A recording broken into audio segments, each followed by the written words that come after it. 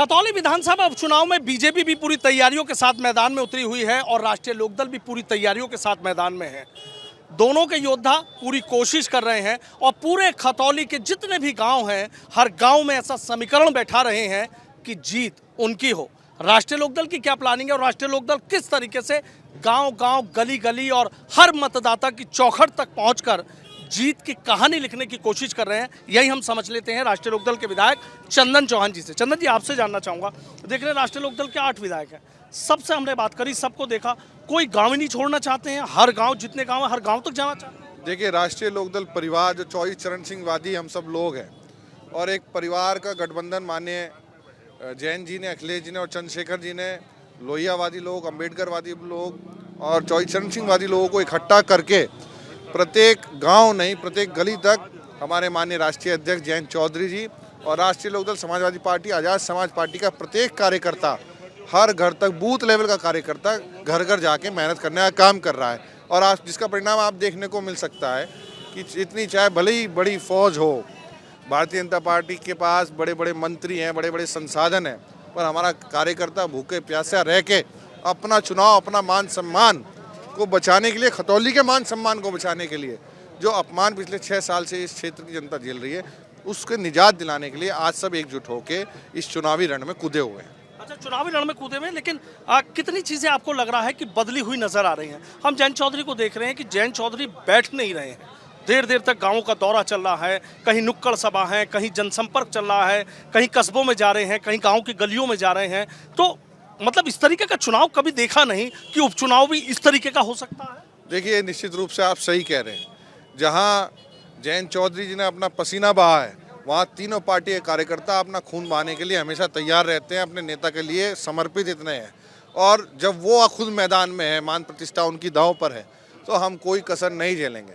हम सत्ता के जो हैं बड़े बड़े सत्ता बलियों से हमारा मुकाबला है, जिनके पास सारी ताकत है, और वहाँ हमारा सामान्य कार्यकर्ता घर घर जाने के अलावा हमारे पास कोई ऑप्शन नहीं है। यही मेहनत से बड़ी लकीर खींचने का हम काम करेंगे। अच्छा, वो बाहुबली कहते हैं और आपने सत्ता बली, ये नई चीज की एंट्री हो गई। सत्ता के संसाधन जिनके पास है, ताकतवर लोग हैं, हमें मानना पड़ेगा, उनके पास आज सत्ता की ताकत है। और निश्चित रूप से विपक्ष, एक स्वस्थ लोकतंत्र में मजबूत विपक्ष होना भी जरूरी है। ये सत्ता के गलियारों में भी जानकारी होनी चाहिए। तो लड़ाई हो पर अच्छी हो, फेयर हो, अच्छे माहौल में हो। ये लोकतंत्र, स्वस्थ लोकतंत्र की परंपराओं को हमें जीवित रखना भी जरूरी है। ये भी हमारा और आपका और उनका, जिनसे मुकाबला है, उनको भी मैं कहना चाहूँगा, एक स्वस्थ लोकतंत्र की परंपरा को इस हिंदुस्तान लोकतांत्रिक व्यवस्था में जिंदा रखने के लिए इस उपचुनाव से संदेश देने का काम करना चाहिए। देखिए, जो बात एक आपने ताकत की बात कही, असली ताकत तो इन मतदाताओं के पास है, तो इनकी ताकत को अपनी ताकत में कितना मिला पाए अब तक आप देख रहे हैं? तो कुछ ही वक्त देखिए, बहुत प्यार, इज्जत आप भी हम देख रहे हैं। धन्यवाद करना चाहेंगे आपके चैनल का। आप भी, जहां हम सुबह अगर हम 6 बजे उठते हैं तो आप भी 5 बजे उठ के सब चीज़ कवर करते हैं। ये आप खुद देख पा रहे होंगे कि जितना हम जनता से प्यार मिलने का काम हो रहा है, चाहे बच्चे हों, महिलाएं हों, पीड़ित हों, शोषित हों, हर वर्ग, राष्ट्रीय लोकदल परिवार, समाजवादी परिवार और चंद्रशेखर जी की आज़ाद समाज पार्टी को निश्चित रूप से बहुत बड़ा प्यार मिल रहा है। आज जैन जी हैं, कल चंद्रशेखर आज़ाद जी आ रहे हैं, जो घर घर जाके दलित समाज नहीं हर समाज में जाके उनका जो है संगठन काम करने का काम कर रहा है। और समाजवादी पार्टी के साथी सब यहाँ एकजुट होके, हमें पूरा विश्वास है कि इस बार एक अप्रत्याशित रिजल्ट खतौली के अंदर देखने को मिलेगा, जो बड़ी जीत, खतौली की जनता की भारी जीत जिसे कह सकते हैं, वो मिलने का काम। अच्छा, तो बीजेपी कह रही है कि हवा तो हमने अपनी तरफ चला ली है, तो उस हवा को रोक पाया है या अपनी तरफ कर ली? वो कूलर वाली हवा है, वो पंखे वाली। अब यहाँ ठंड का मौसम है, अब फिलहाल हवा की आवश्यकता नहीं है, यहाँ हवा मुड़ चुकी है। वो वहाँ जहाँ वो बैठे हुए हैं वो एसी वाली हवा वाली है। ये जो नेचुरल हवा है, नेचुरल हवा जो है, वो आज भी माननीय गठबंधन के संयुक्त प्रत्याशी जी माननीय मदन भैया जी के साथ चलने का काम कर रहे हैं। मदन भैया जी के साथ है, लेकिन मतलब ये माना जाए कि गर्मी की बात हो या सर्दी की, कुछ नहीं कहा जाए, सर्दी में भी गर्मी नहीं, सर्दी में गर्मी नहीं है। हम पश्चिम के लोग हैं, हम चारों मौसम के मजे लेते हैं। यहाँ परमात्मा ने, ईश्वर ने, हम दुआब की धरती पे रहते हैं, गंगा जमुना के बीच में रहते हैं। वहाँ हम दुआब में, यहाँ चारों ऋतुओं के हम रहते हैं। तो हम, ऐसा नहीं है कि हम गर्मी है, सर्दी है, वर्षा ऋतु है, सब ऋतुओं का आनंद हमें परमात्मा ने दे रखा है और वही मिजाज इस धरती का है। देखिए, आपने दुआब की बात करी, मिठास की बात हो, गन्ने की मिठास पूरी दुनिया का हम लोग मुंह मीठा करते हैं, तो आपको लग रहा है कि इस बार पब्लिक आपका मुंह मीठा करना चाह रही है और किसान जो चाह रहा था वो हो रहा है? जी निश्चित रूप से गन्ने की मिठास को विपक्ष ने मजबूत से गन्ने की मांग को लेके यहाँ के शुगर मिल के आपको मैं बता दूं, एक विधानसभा क्षेत्र है नज़दीक मीरापुर, यहाँ माननीय मुख्यमंत्री जी ने विधानसभा के अंदर खुद उस मिल के विस्तारीकरण की घोषणा करी थी। पर आज तक, अब जब विधानसभा सत्र पिछला चला, हमने माननीय गन्ना मंत्री से सवाल पूछा तो उन्होंने साफ टका सा जवाब दे दिया कि कोई मिल के विस्तारीकरण की योजना ही नहीं है। जो गन्ना मंत्री अपने मुख्यमंत्री की बात ना मानते हो, तो आप ये देखिए सरकार में समायोजन की कमी है। जो बात मुख्यमंत्री कहते हैं उनके मंत्री जी नकार देते हैं, तो जो वादा चुनाव से पहले करते हैं वो मुकर जाते हैं। कल भी बहुत वादे हुए पर वो धरातल पे नहीं आएंगे।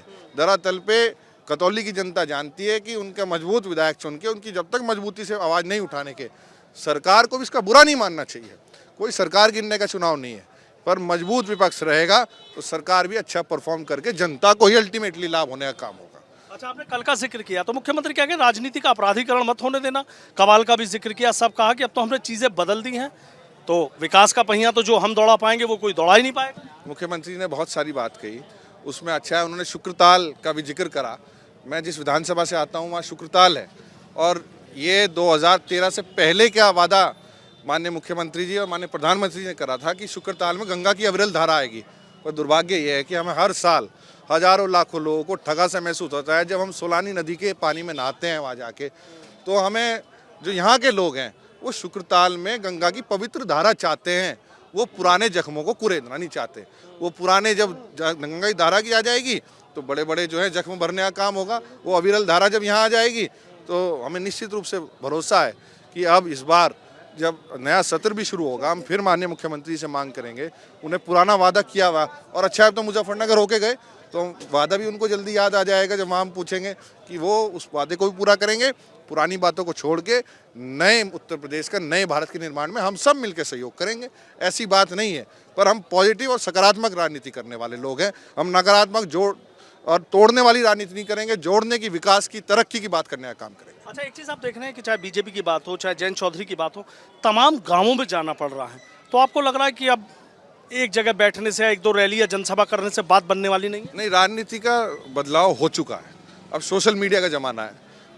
प्रत्येक वोटर, प्रत्येक व्यक्ति सीधा जुड़ाव अपना नेतृत्व से चाहता है, सीधा आंखों में आंखें डाल के बात करना चाहता है, और वो चाहता है कि मेरे से जो वादे करे थे उन्हें पूरा करा कि नहीं करा। आप माननीय विधायक जी हैं यहाँ के, जो रहे थे, पूर्व में हो गए, सुप्रीम कोर्ट जी के जो है उनके आदेश के अनुसार, विक्रम सैनी जी, उन्होंने जो वादे किए थे, या जो उनकी, आप विधायक निधि भी चेक करा लें, शायद जितना उन्होंने मिली थी शायद वो भी पूरा लगा पाए। तो जो आप कहते हैं आप उसको धरातल पे उतार भी नहीं पाए। आप 6 महीने में भी, जनता 6 महीने का हिसाब भी लेती है। हम विधायक हैं, हमसे पूछती हैं आप इतने वादे करके आए थे साहब, कब तक पूरे होंगे?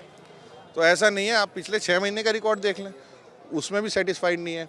और आगे भी भारतीय जनता पार्टी बोलने का अच्छा तंत्र है, और बोलने के बाद उनके बाद सूचना फैलाने का अच्छा तंत्र है।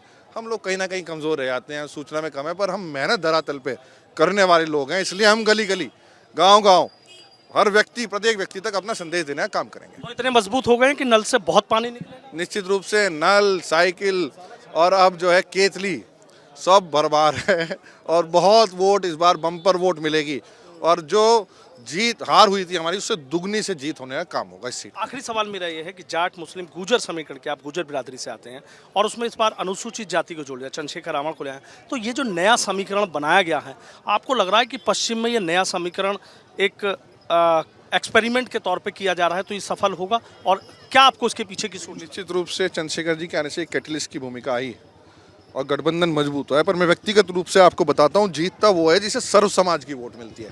किसी 1, 2, 4 समाज को हम पहले भी कर चुके, सफलता नहीं मिल पाती। जीतता वो है जब सर्व समाज, हम 36 के 36 बिरादरियों के पास जा रहे हैं, जाएंगे। और तो जो वैसे हम जाति और उसकी बात नहीं करते, पर आज ऐतिहासिक स्वागत मुख्यमंत्री जी की जाति विशेष जो गांव थे उनमें माननीय जयंत चौधरी जी के होने का काम है। जब आप पता करोगे तो उन गांव में भी कल की रैली के बाद आज माननीय जयंत जी होके आए, वहाँ बड़ा पलटवार देखने को आपको आज से मिलने का काम होगा। जीत को लेकर आश्वस्त पूरे तरीके से 100%। बहुत बहुत शुक्रिया। तो देखिए, राष्ट्रीय लोकदल के विधायक हैं चंदन चौहान, सीधा कह रहे हैं कि बदलाव हो चुका है, राजनीति बदल चुकी है, जनता ये चाहती है कि अपने नेता से सीधा कनेक्ट रहे और उसी कनेक्टिविटी को बढ़ाने की और उसी कनेक्टिविटी को बनाने की जो जिम्मेदारी है इन तमाम विधायकों के कंधों पर है।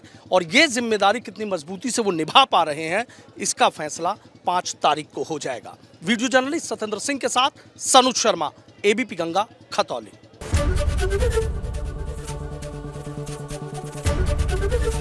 एबीपी गंगा, खबर आपकी, जुबान आपकी।